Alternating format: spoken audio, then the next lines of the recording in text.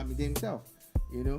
So it's a huge one. At least if you go by record labels, the Mavens had a good outing. The YBNL family also. Oh, they all did. Outing. They definitely had a good outing.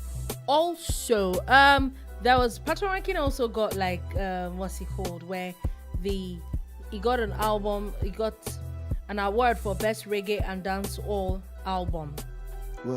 Well deserved, really. Wajay got best vocal performance. And I saw this on Twitter as well, where I saw that a lot of people were going on about it, and I was wondering, like, what's happening?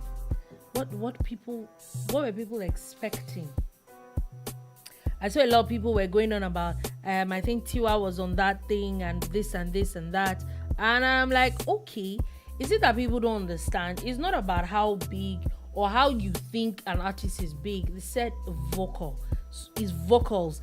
It is Wajay. Like, I actually went back to check the list of nominees, and I'm like, hello, do you people listen to music at all?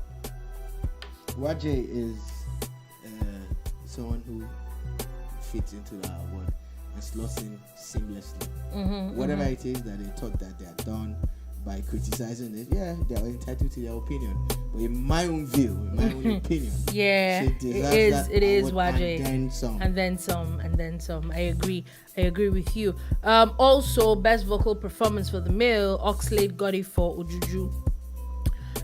I think it was well deserved.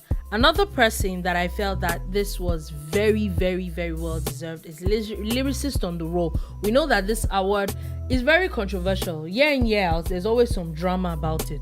But this year, AQ won it. And I think it was just last week that we're talking about it, or that AQ has been so consistent in the past year. Like, it's in the past few months, there's so much AQ all over, and it is fantastic music. I do not doubt this one bit. I think he's an amazing rapper that, you know. AQ probably will get it again next year with the way he's going. With what he's done this year alone. And he got it for the Cypher that also had Black Bones. He was also nominated in that category, you know. Then, apart from that, he's done a collaboration album with MI, which was done during the lockdown. Yeah, he did. After it's around this period and everything. And look at all the things he's just done. He's been going back and back. Brymo, yeah. You know, he's done one or two of his own projects. He's done another collaboration with about 2 or 3 other rappers and everything. It just shows you that he's arguably the hardest working rapper out there right now. Yes. Did he deserve this award? Yes. Oh yes, he did. Definitely. Also, with best street hip hop artist, is Goya Ameno and Neptunes where we have the Ameno Amampiano remix. Very, very, very big. Right. Very, very big song though. We'll quickly like to apologize to people who were watching. I think the people who were listening probably wouldn't have had this problem, but people who were watching us, there were a bit of technical issues with the equipment that we just installed. So feedback that we're getting is that for like the first 18 minutes or thereabout, it was just the bed, and this was me and you know, talking and analyzing and all of that. Technology at times will humble you. So we'd like to apologize and thank the people who stuck with it. Some people tuned in and tuned out, like, okay, what's going on? It's just the loud bed, which is the background music that we play. We apologize for that, but show must go on. Yep. So anyway, moving on from that quickly, there is the best rap single where Ladipo got it with featuring Benson, Feeling. Yeah. I don't understand what's happening with this. I don't personally. I think it was a fantastic song. I think the song is fantastic. I do not think it is a wonderful rap single. I would not even call it a rap single. Yeah, because of the hook, because of the... no, it's actually a nice song, but would it have been the best rap single that came out in the period in review? not sure. I'm not sure that's the. But hey, it is what it is. Paul over the period, like the Paul has done very well with his body of work. Churning out hit after hit. If he's not collaborating with Tenny, he's got Simi. If he's not Simi, it's Fireboy. And every single song was a hit back to back. So we get it. Also, best alternative single, Flavor got it with Doings. Yeah. Again, I struggle to understand what we mean by alternative. Yeah. Single, alternative album, alternative this or alternative that. But was Doings a massive song? Yes. The Doings deserve an award. Yes, it did. I don't know if it is alternative single and all of that. But yes, that Doings song is still big. It's still as big as can be, So that's what it is. Okay, yes. Also, Rookie of the Year. Faith got Rookie of the Year. Best inspirational single. KC with the Okwesili Eze group, Cultural Praise.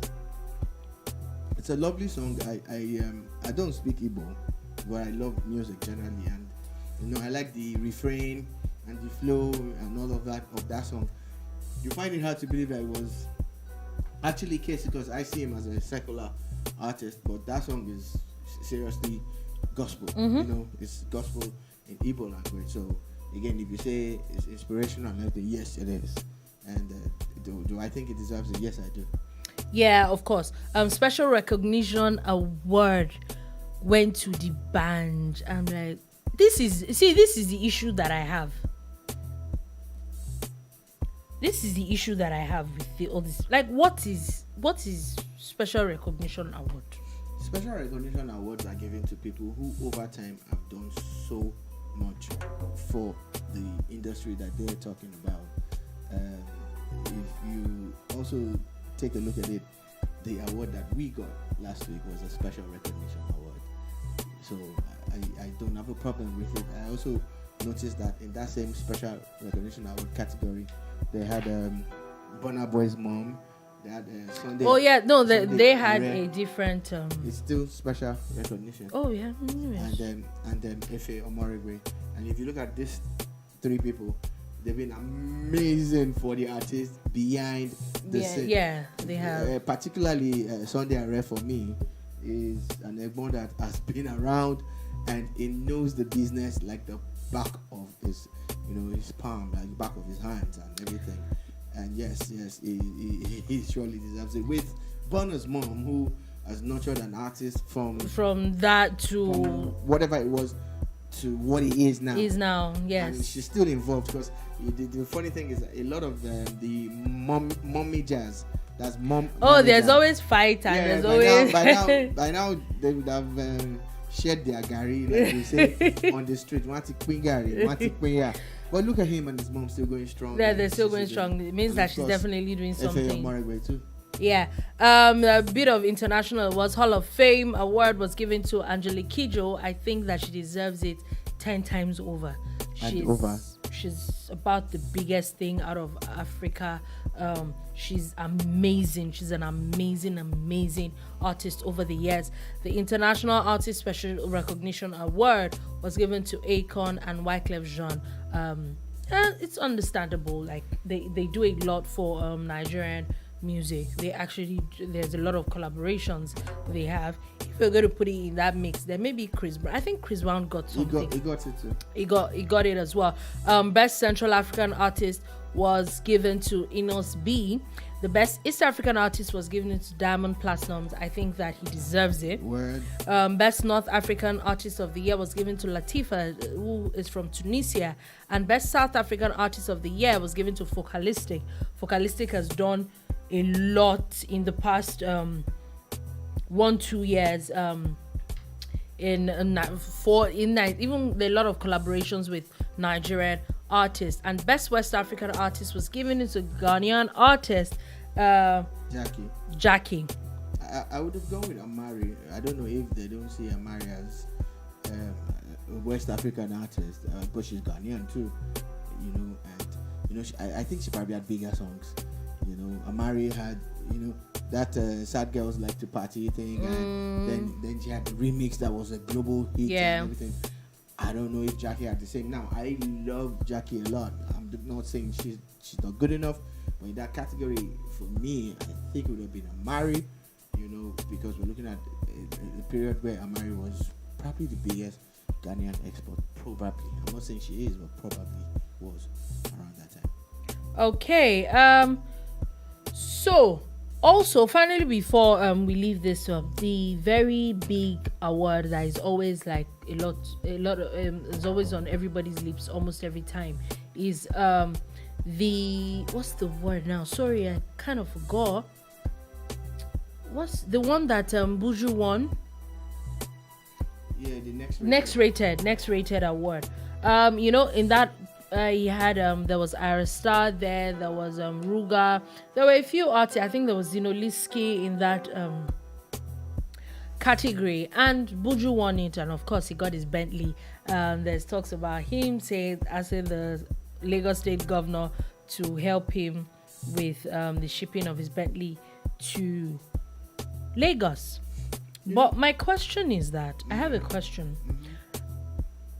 Looking at that whole what's it called though, I think that maybe I would say Arista, but I think he's probably one of the biggest, if not the biggest artist that is in that category. But as much as I think he's the biggest, I think he's doing amazing for himself. Am I biased to say that he's bigger than getting next rated?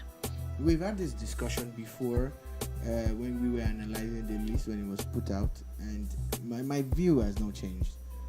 Buju is not next rated in any way. That's it. That's Buju for me is already an A-list artist in my own book. So I need to be schooled. If you disagree, it's fine. Put it in the comment section or send us a DM or call me out. It's fine. In my own view, Buju, look, he already had done all the songs that were like massive and all. So I don't know how he's in a next rated category. If you are trying to create, like in wrestling, they have the world champion, then they have the intercontinental champion. It's a way of saying this guy should be champion, but just stay here pending when you become. Maybe I don't know, but asking Buju to be next rated for me, it even feels like you demoted him in a way. I'm not saying that the guys in that category are not good. I'm just saying that Buju probably shouldn't be there exactly. That's list, where my own issue comes up as well. Having said that, I'm happy that he at least won an award. It shows that they know that he's that good. Which shows that he is that good too. And again, the other people nominated, I think this is one of the toughest next rated categories. But it has always been one of the toughest, because the amount of the kind of amazing artists. Look, Liski, Arista, Ruga. Yeah, I think that they're doing amazing. So shout out to the Headies. I think that there was less what would I say now, talks about the production this year. I don't know if it was because it was done in the US. I still don't agree with the fact that it was done in the US, but it's done. So on that note, a few people too still had complaints. People complained. I think, to be honest, I have not watched the show. All I've seen are snippets that have been put out on social media. I intend to look for the stream or recording and to watch it in its entirety, to catch a feel of what they've done and all. But I still get people complaining about why there was a particular tweet, and I'm angry that I didn't save the tweet. The guy said that they moved the show and still didn't achieve the purpose of moving the show and everything. I don't know if it's true or not, but if that's the case, kudos to the organizers. Keep going, keep trying to get better, keep doing this for us. But I do not support taking the Headies to America. I don't. Okay, well, let's move on quickly from that. let's move to something very interesting. And news broke again today. It looks like every week, Abba Kyari, the suspended deputy commissioner of police, is always in the news now as. Pause. Did you ever read the book 1 Week, 1 Trouble? Play. Okay, as you said, 1 week, 1 trouble. As now, fresh charges have now been filed by the NDLEA against the former deputy commissioner of police, Abba Kyari. Now there's 24 fresh charges against him. 24. 24. 2 dozens. 2 dozens. Uncle Daddy Abba Kyari. There's now. They're talking about how some of the charges are that Mr. Kyari did not make full disclosure of his property during investigation and that he disguised his ownership of some of the property. Now, two of his relatives have now been joined as co-defendants in the suit, Mohammed Kyari and Ali Kyari. They're talking, there's a lot of money laundering charges and back and forth, but now it looks like it's said, according to the court, they're saying that NDLEA said that they did not disclose 100 million naira life insurance policy with First Bank Nigeria, which is punishable under the law. They said there's also some property, some shopping complex and some land, and all these other things, all this same person, Mr. Uncle Daddy Abba Kyari, the richest policeman in the world. The richest policeman in the world, though. I am not even a commissioner of police yet. I want to be like you when you grow up. I don't. I don't. Okay. I want to have money. Thinking about it. Like you, yeah, sir, but I don't want to, I don't want to be like you. I don't want to. Let me just put it like that. Yeah. Anyway, looks like he's not going anywhere anytime soon. But still talking about people that are not going anywhere anytime soon. The EFCC, first it was the NDLEA, now the EFCC is also in the news, and as the EFCC has now slammed the 11-count charge bordering on money laundering, stealing, forgery, conspiracy against, guess who? Must be a politician. Current Speaker of the House of Assembly in Ogun State, Mr. Olakule Oluomo, a whole speaker. Is it not the man we were discussing? He was invited or escorted? It was that's one that was escorted. Yeah, him. Yeah. It was something Ted. You shall know what I'm talking about. I think I do. I'm trying my best to think about it. How much? I think there's about a 2,475 million naira involved in this matter. That much? Look, me asking how much is because when I saw it, when I heard about it, I'm like, no. The only thing that comes to me is, why does a speaker, a sitting who speaker, is not even governor himself, shouldn't have personal or direct access to that huge that amount of money. It's very crazy, like, you're not supposed to. Okay, how did you access it? Now all this talk about BVN and then what's the other one, TSA, UTAS and I feel that these things, how does a speaker are made, have access to such all money? these things are made by human beings, and it's the same human beings that will always find ways to what's the word now, to use up to circumvent the system. That's it. Because even in saner climes, let me check that computer, please. Even in saner climes, there is the issue of what's the word now? There's always the issue of some fraud somewhere, or so I feel that human beings, I think there are laws, but I think that we're wired to break some of these laws. Yeah, people who have criminal-minded tendencies do criminal-minded things, but it's about the system. how does the system prevent these things from happening? That's my own thing. Like, how did it happen in the first place? How did you get access to? Someone needs to explain to me how, it is possible for someone in the legislative arm of government in a state even has access to that amount of money in the first place. I don't get it. It's a very, very serious one. And then let's move on from that, and let's move on to Lagos State, where right now Lagos State Commissioner for Physical Planning and Urban Development, Idris Salako, has now resigned. That's something you really don't see. Those things don't happen. They literally don't happen in Nigeria. Let's be honest to ourselves. And on this one, I think that he deserves to resign, or more like maybe he thought that sacking was coming up. So let me kuku resign. As of course, over the weekend there was story of another building collapse. This time in Oniru. As I saw videos. First thing, let me be a breakdown that as far back as February last year, that building was shut down by the Lagos State government. But there was really nothing after that. Was there enforcement? No. Because as of last week, someone made a video from across the building. I don't know if you saw that video. The person was talking about how horribly the structure looked, and it looked like, it was almost like the person called it. Like it was going to stop.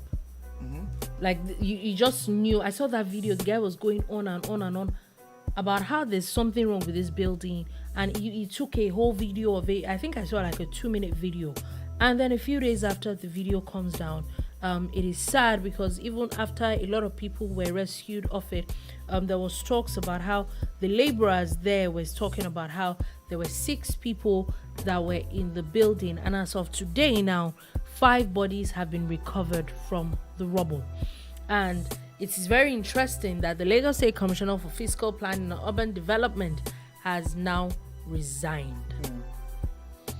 Okay, if a building had been shut down, for so long because of a fault, does it take this long to inspect it finally and pass, some kind of judgment? Probably should have been pulled down a long time ago.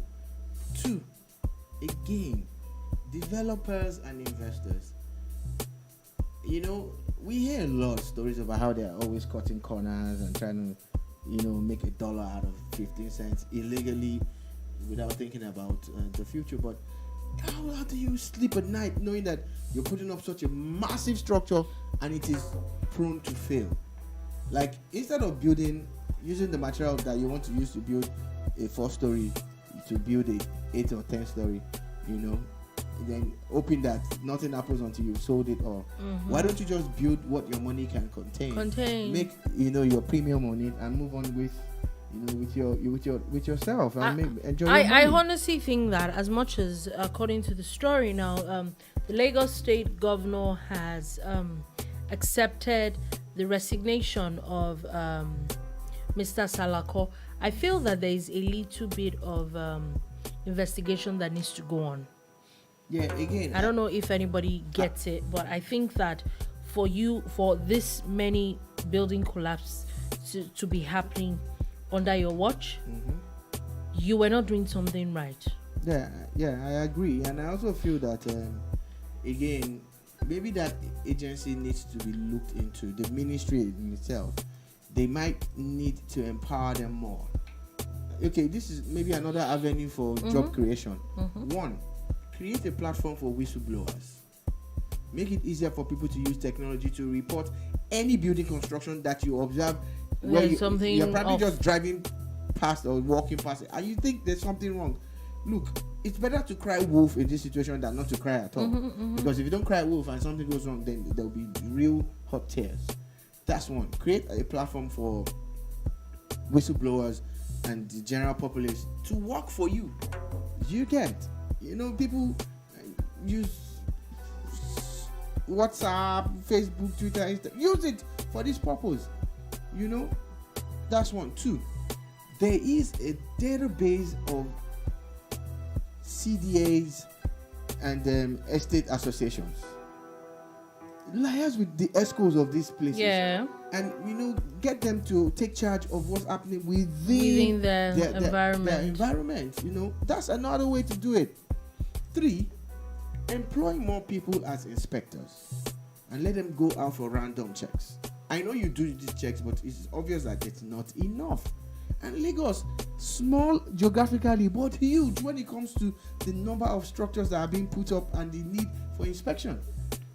I think if you try some of these ideas that we're talking about here, this thing would really, really be curtailed. I'm not saying it to stop completely, because there has to be a way around it. There definitely has to be a way. We can't continue like this. And again, I know people go through a lot, but the people who sleep rough in all these abandoned buildings at times, I don't know if they know how dangerous it is. How dangerous it is. Yeah, people go through a lot. I get it, but imagine if the way they shot that building, nobody went back. Nobody went back there. It would just be rubble now. Yeah. But instantly, 2 bodies were pulled out. Yeah. Now 5 people have been pulled out of that rubble now. Said they were all on the 3rd floor or something. Let's move on quickly from that, and let's move on to a little bit of politics. As the National Assembly is the news, we're starting from Kogi State Senator Smart Adeyemi, who has proposed a bill to end same religion ticket for president and vice presidential candidate. The senator has said that if the bill is passed, it will forestall the contentious issues on nomination of candidates of same by political parties after the 2023 elections.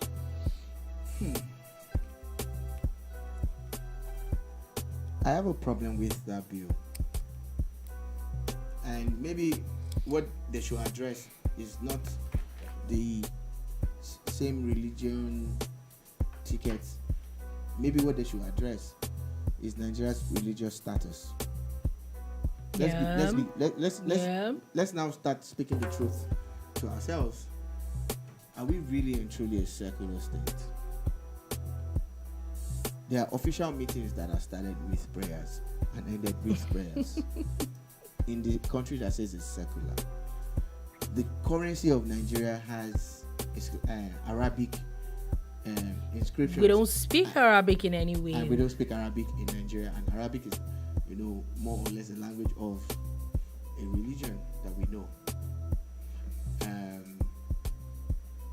People go to prayers on Fridays, and on Sundays it's a weekend, and people go to prayers too. So if we're going to be religious, let us address it. Let's know what we are doing. That maybe our weekend will now be Friday and Sunday. Maybe. I think that. Then Saturday and Monday will be work days.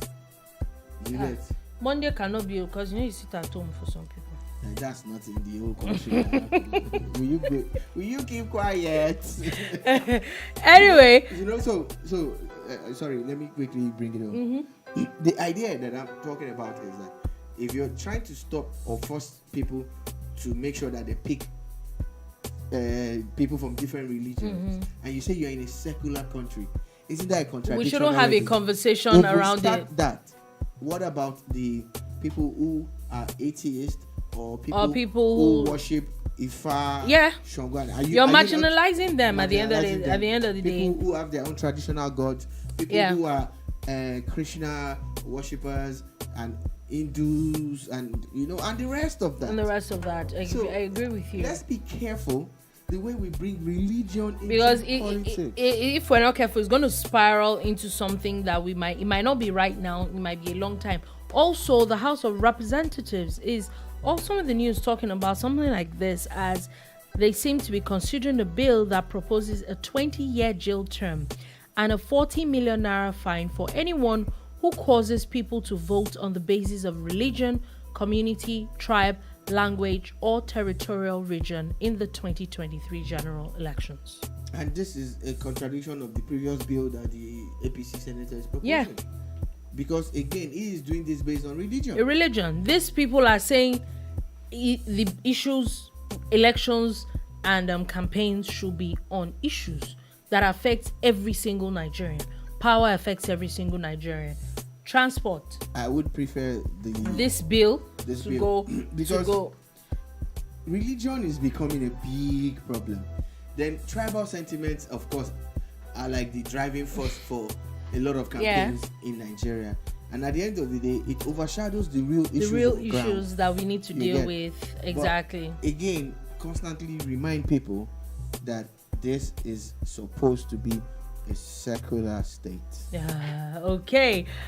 Still talking politics. There's a lot of talk about as there's news where a lot of people have come out to knock the Labour Party, talking about people in the Labour Party imposing charges on Nigerians who attended meetings with the Labour Party's presidential candidate, Peter Obi.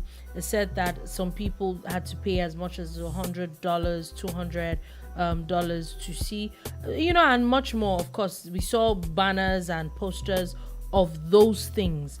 Now, a chieftain of the Labour Party, Professor Patutomi, while talking on yesterday in an interview, stated that Peter Obi had no idea on what the mechanics were going to the events during his tour. He said, and I quote, "We have been invited to events. We did not know what the mechanics are. In America, tradition is different. When some people give breakfast or dinner, they may charge people to come to eat. But we've not been associated with anything. We just got invited by Nigerian groups and we attended." All right. Nice defense. That speaks to what. I think that they definitely needed to address that. But it also needs to be careful. Whatever your name is on, your name is on it, which means you endorse it. Now, a lot of people have said, that the organizers also needed money to pay for the hall and for logistics and so many other things. We get it, but it is for a lot of people wrong. Yeah. People find it hard to believe that you called it a town hall meeting, and maybe the organizers shouldn't have organized it if they didn't have the funds for it. Maybe they should have done a fundraising first to say this event, for us to bring Peter Obi to this, we need this amount of money. It's going to cost us $100,000, and we can only seat 500 people. So we're looking for people to donate so that we can hit our target. That way, nobody will say that you are selling space. Like a concert. Or a money-driven event. You get. Now, for Nigerians in the diaspora, they want to know what's going on and they're involved. So there's no wrong thing that they've done, but having people pay feels kind of immoral. It feels kind of immoral. It's a little. But I'm glad off that Peter Obi and his people have said it.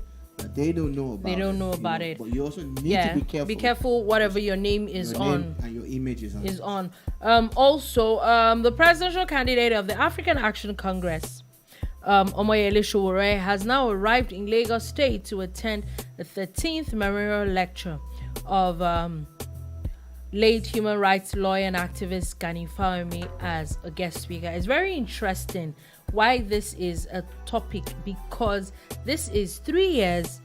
This is the first time he is coming to Lagos 3 years after these arrests by the DSS. He's had a long battle with the DSS and courts of how he was restricted. He was granted bail but was restricted to being in Abuja for years.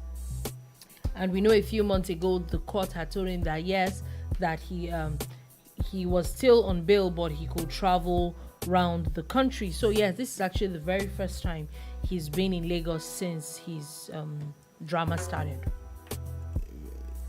Guy, Sowore lives in Lagos, or used to live in Lagos. Now, because of his court case, he has to relocate to Abuja. What if he can't afford to rent a house in Abuja? That's your business. So it just crosses my mind. Like, what will happen? What if he you're restricting him? If you're going to restrict him, you should have restricted him to where he lives. Yeah. That's one. So I don't know about the judgment or whatever. Two, the gravity of the accusation can we not allow this man go through all of these things in time for him to move on with his life if he's free? Yeah, because I was even going to ask that. How is he? Because now he's a presidential candidate. Yeah. He is that's a lot So, on. If they really have something on Sowore, can just move on, expedite. Let the process be expedited, let the judgment come. If he's free, he's free. Because as it stands, I was watching him last week on TV and he was speaking to Shemo Okibaloye on Challenge TV, and he said something like he can't even leave the country yet, but at least now he can travel around Nigeria. Before he couldn't even leave Abuja. Yeah. Let's move on quickly. Finally, the United Kingdom has a new prime minister. Liz Truss is now the leader of the United Kingdom Conservative Party. Whoop whoop! She's the third female prime minister that the United Kingdom is going to have. There's been back and forth. She's the UK's foreign secretary. It's very interesting, and it said that she will be confirmed as prime minister by the Queen. By the Queen Elizabeth tomorrow in Balmoral. As you know, there's also talks about how this is the very first time the Queen is going to confirm her at Balmoral and not at the Buckingham Palace. Sadly, the fact that they have structures in the UK is a good thing. So that's not my sadly. My sadly is I listened to her say something like she's going to cut taxes, and I say, oh, this person wants to be a populist again. Go and check out every leader that is a populist. They end up making the wrong decisions just because they want the people to hail them and say, oh, this person is our person, this person is looking out for our interests, this person really cares about us, and she's looking like she's going to be that kind of leader. And so it might not yet be Uhuru for the UK, but at least now they can really move on from Boris Johnson. Let Boris go. Okay. Finally, Kenya's Supreme Court has upheld his Vice President William Ruto's victory in the presidential election. The Supreme Court today has dismissed various petitions appealing the results of the 9th August election of the vice president. Interesting. The only thing I have to say here is kudos to the judicial system in Kenya. The election was just literally a few weeks ago, and it has gotten all the way to Supreme Court, and then they can move on quickly. Yeah, barely a month ago actually. Today is the 5th, and the election was on the 9th. So it's 4 days shy of 1 month, and they already have a clear-cut vision now that we're moving on with this Vice person. President Ruto is the next president, and there's no more issues there because I know Raila Odinga and his camp are not happy with it. But they're not. The court has spoken now. And there's the nothing. People have spoken, and now the court has spoken. That's it. Just shout out to Kenya. That's it for me. Like, that's amazing. There's something judicial. for the rest of Africa to learn from. Learn from it. Yeah. Especially Nigeria. Oh yeah, definitely. And on that note, that is all we're able to take today on the Boom Bar. Thank you for listening. Thank you very, very much for watching. We're very sorry for the little inconvenience at the beginning of the video. We'll be back again tomorrow at 3 p.m. West African time for another wonderful edition of the Bar. Have a beautiful, beautiful day ahead.